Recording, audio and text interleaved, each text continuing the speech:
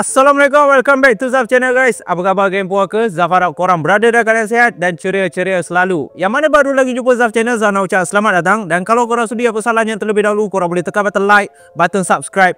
Dan jangan lupa tekan sekali bell notification supaya setiap kali Zaf upload video baru, korang akan dapat tahu guys.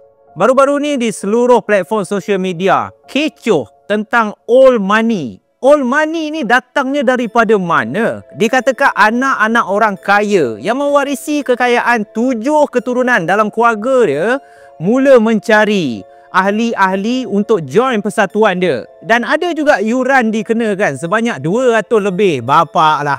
Orang kaya pun kita orang kaya yang lain. Pisang mat. Tapi malam ni apa yang ingin dikongsikan oleh Asri adalah pengalaman dia masuk ke alam orang kaya. Bukanlah alam orang kaya, tetapi Asri ni bertugas di rumah jagaan orang-orang tua.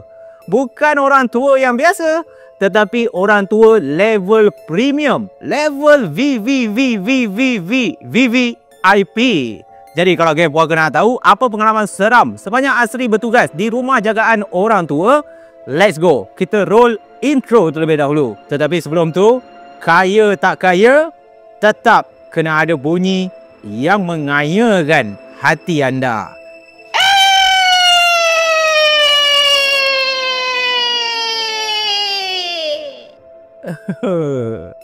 Buat tangan macam ni nampak kaya ke? Zaf dah rasa macam cerita Amal Albab dah. Rumah tua di ujung jalan, Zaf datang. Angin berbisik pelan, langkah kaki tak ditahan.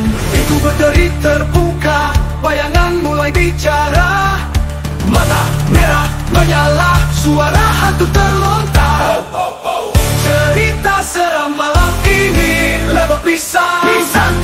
Jangan takut, jangan lari, hantu datang diam-diam.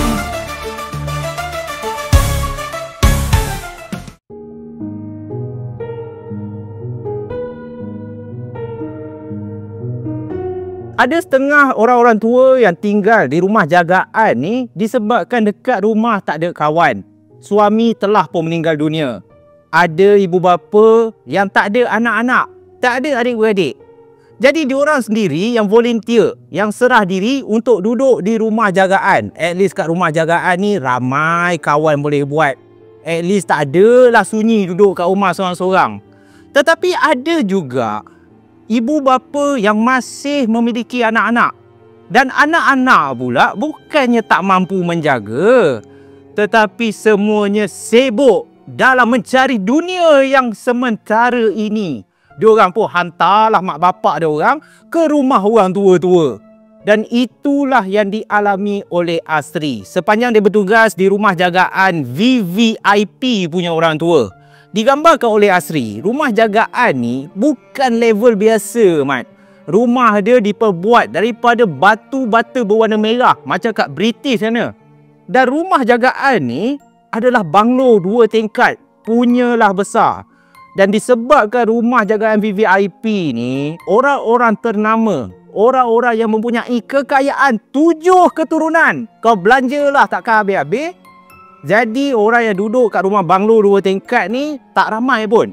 Hanya 20 orang setiap kali intake. Dah macam masuk universiti kan. Dan sepanjang Asri bertugas di rumah jagaan orang tua premium VVIP, dia memulakan kerja seawal pukul 7 pagi dan akan habis kerja seawal pukul 7 malam. Kalau ada kes-kes yang tertentu, barulah Asri akan pulang ke rumah paling lewat pukul 12 malam. Sebab apa? Sebab rumah orang tua-tua ni macam-macam kerenah. Ada masanya Asri nak pulang awal, tetapi pada hari tersebut dia tak jumpa kunci pejabat dia. Mencari, mana kunci pejabat aku?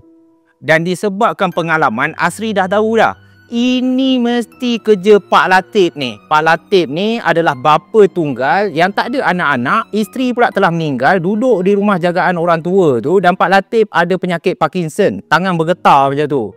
Jadi waktu Asri pergi ke bilik Pak Latif ni tengah kusyuk berselawat. Jadi Asri tercegat saja di depan pintu, dia perhatikan je Pak Latif. Belum sempat Pak Latif nak habiskan selawat dia, Asri pun tegurlah Pak Latif. Pak Latif, dah lah tu menipunya. Saya ni nak balik. Tak payahlah nak sorok kunci. Bak sini, mana kunci saya? Masa tu Pak Latif mulalah ketawa sinis. Alah, Pak Latif nak awak teman Pak Latif pun tak boleh. Kecoh lah Asri ni. Bam, dia campak kunci. Itulah situasi setiap hari yang terpaksa ditempuh oleh Asri. Tetapi Asri tak kisah sebab menjaga orang tua ni bukanlah satu kerja yang mudah. Kena ada tahap kesabaran yang tinggi. Kalau berhadapan dengan Makcik Maimun pula, Makcik Maimun ni setiap kali Asri nak kasih dia makan, dia akan merentan. Dia akan marah si Asri ni. Setiap kali Cik Maimun tengok muka Asri, soalan pertama dia, yang kau pergi rembat gigi aku kenapa? Asri dah terkejut dah. Masa bila saya rembat gigi palsu Cik Maimun? Cik Maimun letak kat mana? Betapa terkejutnya Asri apabila Cik Maimun sendiri, dia tunjuk ke arah mulut Asri tau. Lalu Cik Maimun pun dengan nada yang betul-betul marah, dia cakap ke Asri, "Tu, dalam mulut kau tu, yang kau pergi rembat aku punya gigi, kau pakai pula kat mulut kau. Kotor betul lah. Lain kali, kalau nak gigi, pergilah buat sendiri." Asri reda lagi. Ini gigi saya Cik Maimun. Cik Maimun punya gigi mesti ada dekat dalam laci. Cuba Cik Maimun tengok. Bila Cik Maimun buka, barulah dia senyap sikit. Barulah dia nak layan si Asri ni. Kalau tak, dia asyik tuduh Asri ni rembat dia punya gigi palsu. Allahu Akbar. Menurut Asri, Cik Maimun ni adalah seorang wanita yang dah pun menjangkau usia 80 tahun. Dan Cik Maimun ni ada penyakit lupa sedikit. Dia ada lupa. Cik Maimun ni pun nyanyok. Dan sejak daripada muda, Cik Maimun ni dia memang lembab. Dia susah sikit nak faham apa yang orang cakap, apa yang orang cuba sampaikan. Tapi yang bagus berkenaan Cik Maimun lah yang telah mengajar Asri, sepanjang kau hidup ni, ingat apa jadi dekat kau, solat jangan tinggal. Jadi Asri terasa bersyukur. Walaupun bermacam-macam kerenah, bermacam-macam perangai yang dia terpaksa hadap hampir setiap hari demi menjaga orang-orang tua ni, tetapi Asri dapat menimba pengalaman dan juga ilmu daripada orang lama-lama. Dan apa yang bakal diceritakan oleh Asri adalah pengalaman dia sepanjang dia bekerja kat situ. Ada juga kisah-kisah misteri yang susah untuk dia rungkaikan. Kisah yang ingin dikongsikan oleh Asri adalah satu kejadian sewaktu dia menjaga seorang pakcik yang diberi nama Pakcik Jad. Usia dalam 75 tahun, Pakcik Jad diduga dengan satu ujian ada penyakit nyanyok dan juga Pakcik Jad tak mampu nak berjalan. Tulang dia dah tak kuat. Setiap kali Pakcik Jad nak berjalan, Asri lah yang kena memapah Pakcik Jad. Jadi pada hari tersebut, seawal pukul 8 pagi, Asri ditugaskan untuk membawa sarapan pagi khas buat Pakcik Jad yang berupa nasi goreng dan juga telur mata. Jadi sebaik saja Asri sampai di bilik Pakcik Jad, Asri dah tahu Pakcik Jad ni mempunyai satu perangai. Perangai yang suka komplain. Kalau Asri bawa makanan lambat, kalau Asri lambat nak tolong dia buat apa-apa, Pakcik Jad ni akan bising. Jadi Asri dah boleh agak dah. Hari ni Pakcik Jad mesti ada juga benda yang dia nak komplain ni. Cumanya pada pagi tersebut, yang mengejutkan Asri, aduan yang diterima daripada mulut Pakcik Jad agak luar biasa dan juga pelik. Sesampai saja Asri duduk di sebelah katil Pakcik Jad, Pakcik Jad terus kata kepada Asri, "Engkau tahu tak semalam engkau kasih perempuan tu masuk bilik aku kenapa? Dia kacau aku tidur tau." Asri terkejut. Astaghfirullahalazim. Perempuan mana ni Pakcik Jad? Sebab sepanjang Asri bertugas kat situ, bilik perempuan berasingan daripada bilik lelaki. Dia ada dua zon. Bilik lelaki berada di tingkat 1 rumah banglo, manakala wad ataupun bilik perempuan berada di tingkat 2. So tak mungkin ada orang tua perempuan yang masuk ke dalam bilik Pakcik Jad. Bila Asri ni ambil tahu, digambarkan oleh Pakcik Jad, perempuan tu rambut dia panjang sangat. Semalam dia pergi duduk dekat kaki aku. Aku dah halau dia. Dia tak nak juga turun daripada katil. Makin teruk aku kena, kau tahu tak Asri? Dia duduk pula dekat atas badan aku. Aku dah marah, dia tak nak juga keluar daripada bilik ni. Lain kali, engkau kuncilah bilik aku. Aku tak nak ada sesiapa masuk. Asri dah tak tahu nak cakap apa. Biar ke betul apa yang dikatakan oleh Pak Cik Jad ni? Tak adalah Pak Cik Jad. Mana ada sesiapa boleh masuk sini? Saya memang tak boleh kunci bilik ni. Buatnya apa-apa jadi kat Pak Cik Jad, saya yang nak kena menjawab nanti. Selepas dah habis memberi sarapan, Asri asyik tengiang-ngiang dalam kepala dia. Adakah betul apa yang dikatakan oleh Pak Cik Jad? Ada seorang perempuan yang masuk ke dalam bilik tu mengganggu tidur Pak Cik Jad. Disebabkan Asri ni tak puas hati, dia pun tanyalah beberapa pekerja perempuan. Ada tak malam tadi korang masuk kacau Pak Cik Jad ni? Semua pekerja perempuan menafikan apa yang dikatakan oleh Asri. Mana ada? Kalau ada pun takkanlah kita nak buat orang tua macam tu. Mungkin Pak Cik Jad mereka-reka cerita kot. Yelah, orang tua yang duduk kat situ, dia ada masa. Ada masa diorang ni dibenarkan untuk pergi beriadah, untuk pergi menonton televisyen. Pak Cik Jad ni memang suka tengok televisyen. Mungkin terbawa-bawa kot. Tapi kejap. Sepanjang Asri menjaga Pak Cik Jad, kalau Pak Cik Jad tengok rancangan kat televisyen pun, Pak Cik Jad ni tengok Animal Planet je. Celah mana yang ada perempuan rambut panjang? Asri pun lupa kan. Dia tak nak fikir panjang, tak apalah. Dia anggap apa yang dikatakan oleh Pak Cik Jad tu hanyalah benda-benda merepek, tak masuk di akal. Benda ni tak habis dekat situ. Pada minggu yang berikutnya, Asri ditugaskan pula untuk menjaga Pak Cik Man dan juga Pak Cik Ali. Pak Cik Man dan Pak Cik Ali ni mempunyai bilik sharing. Kiranya dua orang Pak Cik ni duduk kat dalam satu bilik. Kedua-dua mereka mempunyai masalah Parkinson dan lumpuh separuh badan. Kiranya Pak Cik Man separuh badan ni dah tak berfungsi, manakala Pak Cik Ali pun ada masalah yang sama. Separuh badan dah tak berfungsi. Dan perangai Pak Cik Man ni pula, dia mempunyai satu tahap kesopanan yang teramat tinggi. Setiap kali Asri datang untuk berborak, untuk meluangkan masa bersama Pak Cik Man dan juga Pak Cik Ali, Pak Cik Man ni tak pernah miss. Dia akan tanya Asri, engkau dah makan ke? Kalau Asri bawakan makanan, Pak Cik Man ni dia tak nak makan selagi Asri tak makan bersama.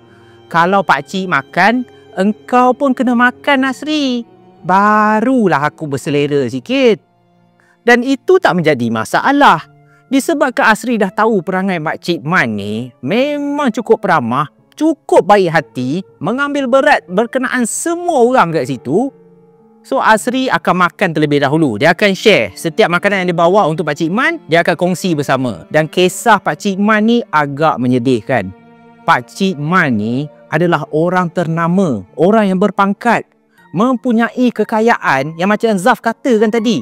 7 keturunan tak habis kau. Dan Pak Cik Man dikurniakan 7 orang anak juga. 7 kekayaan, 7 orang anak. Tapi yang menyedihkan, walaupun ada 7 orang anak dan 7 orang anak ni semua dah besar-besar, ada karier masing-masing, tapi semua tak ada masa nak jaga bapak diorang. Disebabkan kekangan masa, diorang pun hantarlah Pak Cik Man untuk duduk dekat rumah orang tua. Bagi diri Asri, anak macam tu tak kenang budi punya anak. Bapa engkau sendiri, kau tak boleh nak jaga ke? Korang semua boleh je berselang-seli jaga bapa korang. Tapi semua buta dengan duit, sibuk sangat mencari hal dunia ni. Sanggup hantar bapa dijaga oleh Asri. Asri pun dah anggap Pak Cik Man ni macam bapa dia sendiri. So sedang Asri ni berborak dengan Pak Cik Man, dalam salah satu topik tu, Pak Cik Man ada bagi tahu Asri. Adalah satu malam tu aku tengah tidur, kau tahu tak Asri? Bila aku bangun, aku buka je mata aku. Ada perempuan lah dalam bilik aku. Asri dah tergamam. Hampir-hampir je nasi goreng tu dia nak suap ke telinga Pak Cik Man sebab terkejutnya pasal tau. Jadi Asri pun tanya Pak Cik Man, perempuan? Siapa? Jururawat kot. Pak Cik Man geleng kepala. Bukan. Perempuan tu rambut dia panjang tau. Dia berdiri je dekat atas siling ni. Betul-betul kat atas aku ni. Dia berdiri, dia pandang aku. Aku tegurlah dia. Buat apa berdiri kat atas tu? Nanti jatuh. Baringlah sebelah ni kalau penat pun. Tapi dia tak nak. Dia berdiri je dekat situ. Asri tak tahu nak cakap apa. Dia tak tahu nak rasa apa. Nak rasa seram pun seram. Nak cakap Pakcik Man ni biar betul nyanyok kot. Kemungkinan juga.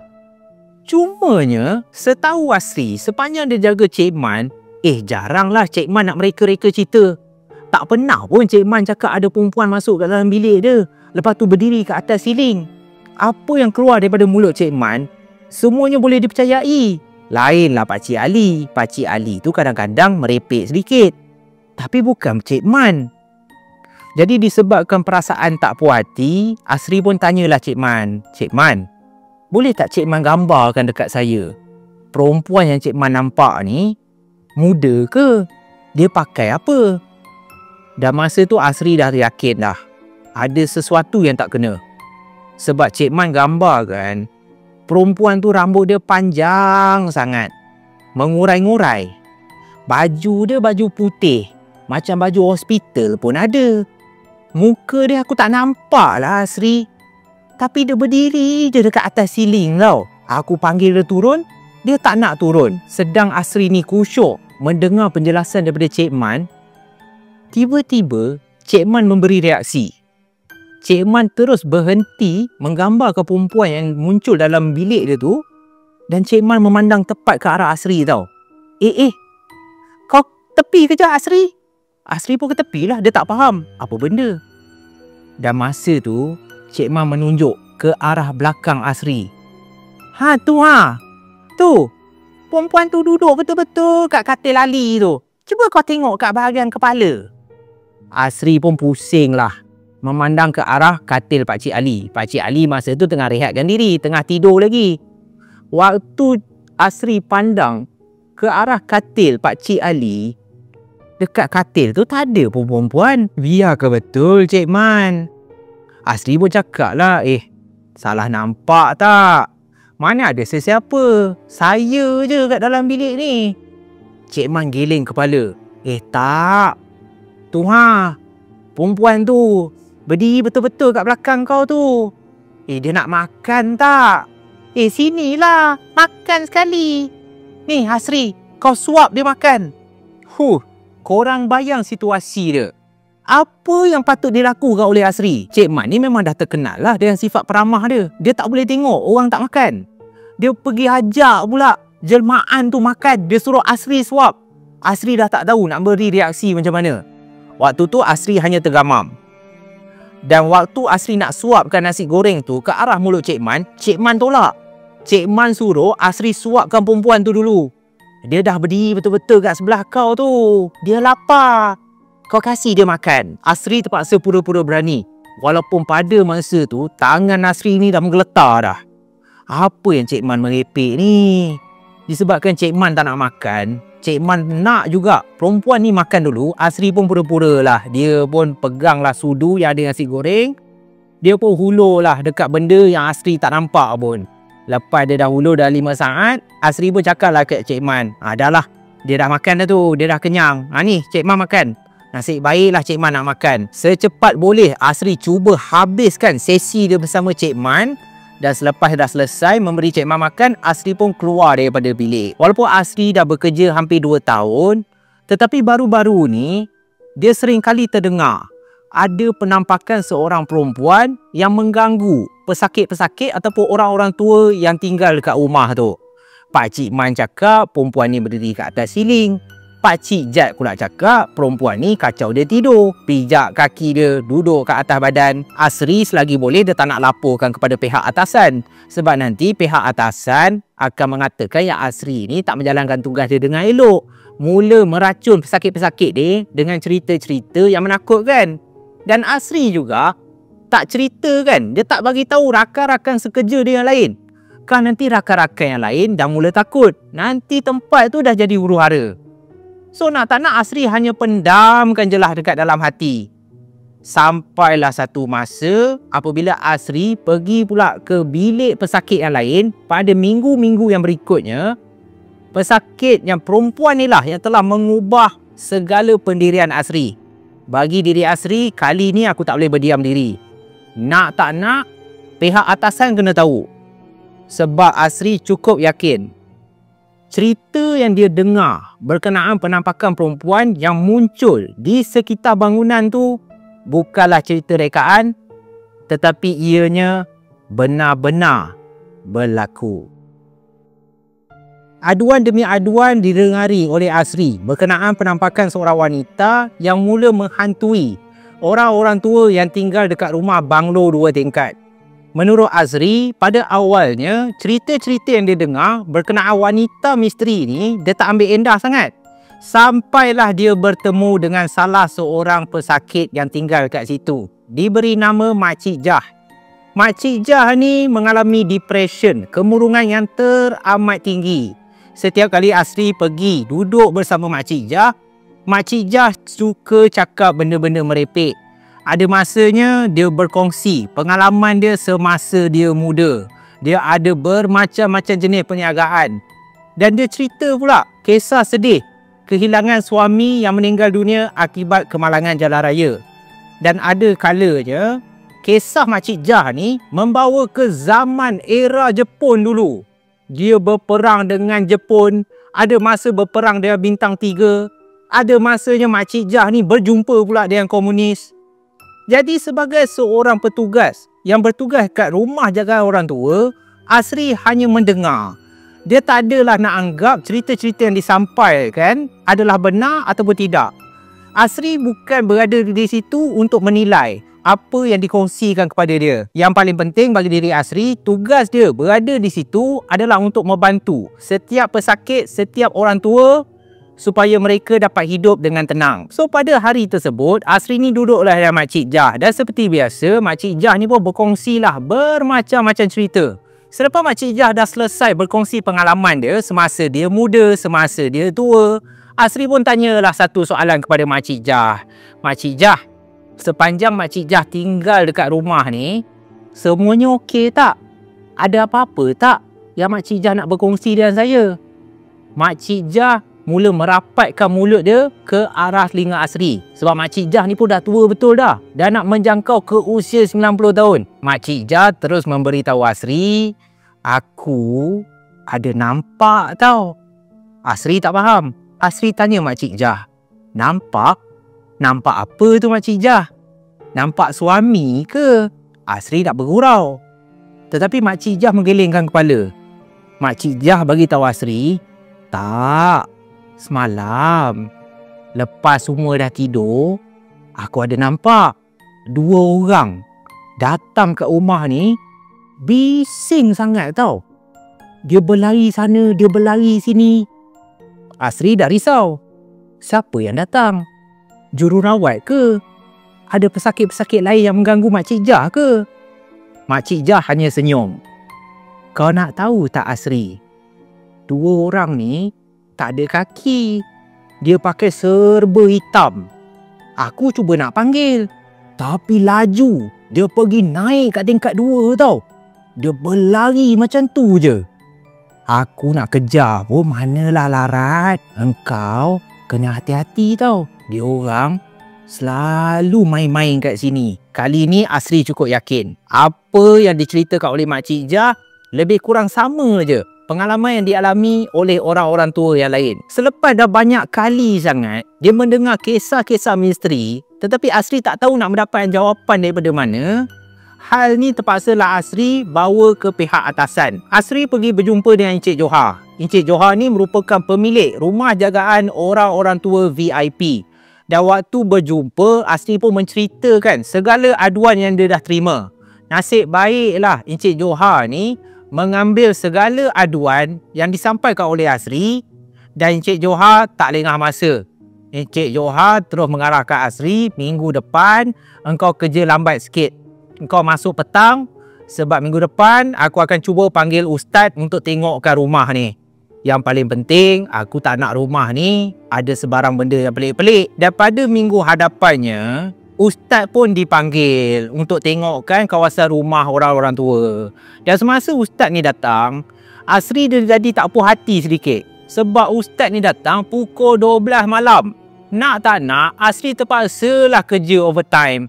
bagi diri Asri, alamak, ni lambat ni kan? Kenapa pukul 12? Datanglah awal sikit. Nak buat macam mana? Ustaz tu cakap rawatan boleh dilakukan selepas pukul 12 malam. So Asri reda je lah. Dan semasa ustaz tu datang, ustaz tu pun tengoklah kawasan rumah tu bermula daripada tingkat pertama membawa ke tingkat yang kedua. Sepanjang Asri bertugas dekat rumah tu, nak cakap seram, ada masanya seram lah juga. Sebab Asri tahu rumah jagaan orang-orang tua tu pernah berlaku beberapa tragedi. Ada orang tua yang bunuh diri akibat tak betul, akibat dah tak boleh nak hidup dah. Ada setengahnya meninggal dunia disebabkan sakit tua. Jadi apabila dah berlaku kematian, sudah tentulah benda-benda mistik ataupun benda-benda yang tak elok ni akan menghuni kat rumah tu. Dan selepas saja ustaz dah selesai tengok kawasan rumah, ustaz pun berjumpa lah Encik Johar. Dan menurut ustaz, apa yang berada kat dalam rumah tu, benda tu ingin menompang. Sebab ada sesetengah orang-orang tua yang tinggal kat rumah tu bukanlah kosong. Ada sebilangan di antara mereka yang ada pendamping. Tak kurangnya, ada juga orang tua yang masih lagi memelihara saka. Dan apabila pendamping dan juga saka ni bertembung di satu kawasan, mereka tak ngam. Mereka jadi bergaduh. Sebab itulah benda-benda ni seringkali mengganggu penghuni-penghuni yang lain. Ada yang kena kacau, ada yang kena rasuk. Dan perkara ni harus diselesaikan secepat yang boleh. Encik Johar tak nak perkara ni sampai ke telinga pekerja-pekerja yang lain. Sebab tak ramai yang tahu. Dan sepanjang sesi rawatan berlaku, Asri melihat depan mata dia sendiri, ustaz ni rancak bersilat sampai berpeluh-berpeluh. Ada kalanya ustaz tu akan berhenti dan ustaz tu akan cakap kepada Encik Johar dan juga Asri, benda tu kuat ni. Dia berlari. Korang nampak tak? Kejap dekat atas, kejap dekat bawah. Dia betul-betul tak nak tinggalkan tempat ni. Selepas hampir 2 jam, ustaz yang dah kepenatan menyampaikan satu berita baik. Segala benda yang berdamping dengan pesakit-pesakit yang ada kat sini, ustaz tu dah putuskan. Segala ikatan berkenaan saka ataupun pendamping, ustaz tu dah halau keluar daripada rumah tu. Dan apa yang disampaikan oleh ustaz tu disebabkan rumah tu merupakan rumah jagaan orang-orang tua. Kita sebagai orang yang bertugas kat situ haruslah mengingatkan kepada mereka bahawa mengamalkan ciri-ciri Islam yang sebenar. Setiap apa yang mereka lupa, kitalah yang nak kena sampaikan. Jangan lupa berselawat, jangan lupa solat, jangan lupa baca Quran. Kita mempunyai tanggungjawab yang besar. Menjaga orang-orang tua merupakan satu amanah. Walaupun mereka bukan ibu bapa kita, tetapi apabila kita dah memikul tanggungjawab, kita harus jalankan tanggungjawab tu dengan penuh baik, dengan penuh amanah dan kasih sayang. Dan setelah ustaz tu dah sampaikan, bagi diri Asri, dia terpana. Dia terdiam, terkaku, memikirkan segala pengisian yang disampaikan oleh ustaz tu adalah betul. Selama ni dia bertugas, dia rasa tugasan tu hanyalah satu kerja yang dia harus buat untuk mendapatkan gaji. Tetapi sebenarnya tidak.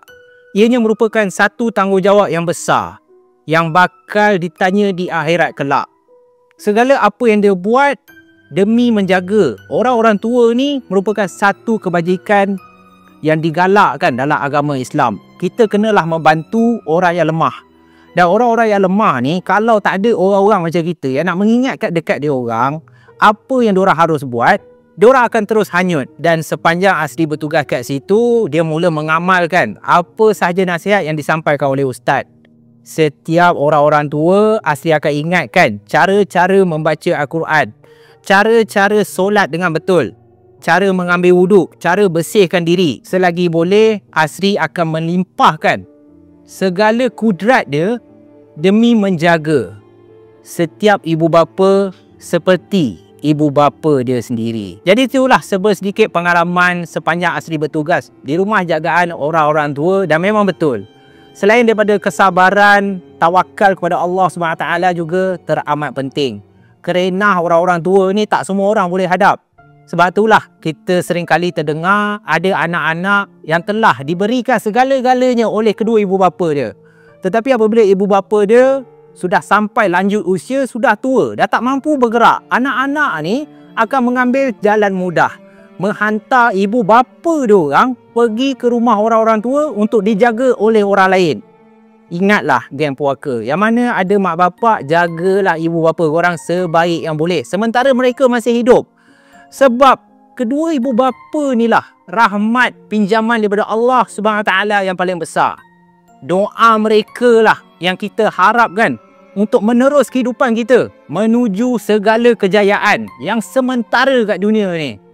Kalau korang buta dengan tipu helah dunia, korang nampak yang dunia ni hanya untuk korang, ibu bapa tu sebagai beban, percayalah, hidup korang takkan ke mana.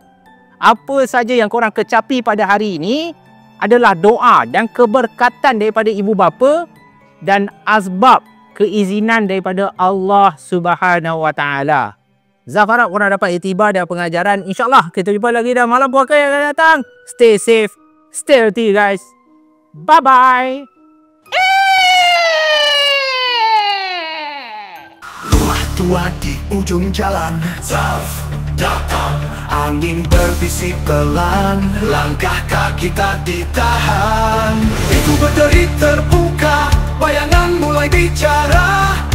Mata merah menyala, suara hantu terlontar. Cerita seram malam ini, lebar pisang ke. Jangan takut, jangan lari, hantu datang diam-diam. Ada jeritan dari belakang, kini terasa di tulang.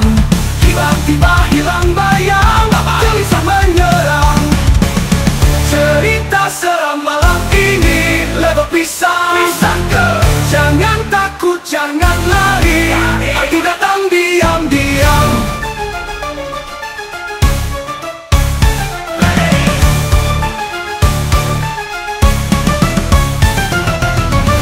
Angan terus berputar, suasana makin mencekam.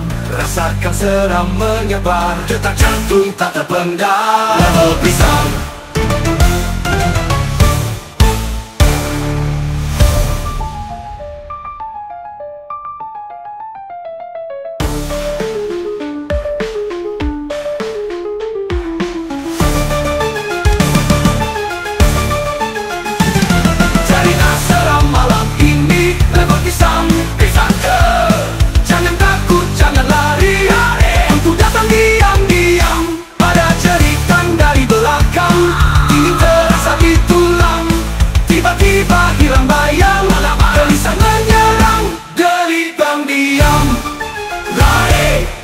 Ada jeritan dari belakang, ini terasa di tulang.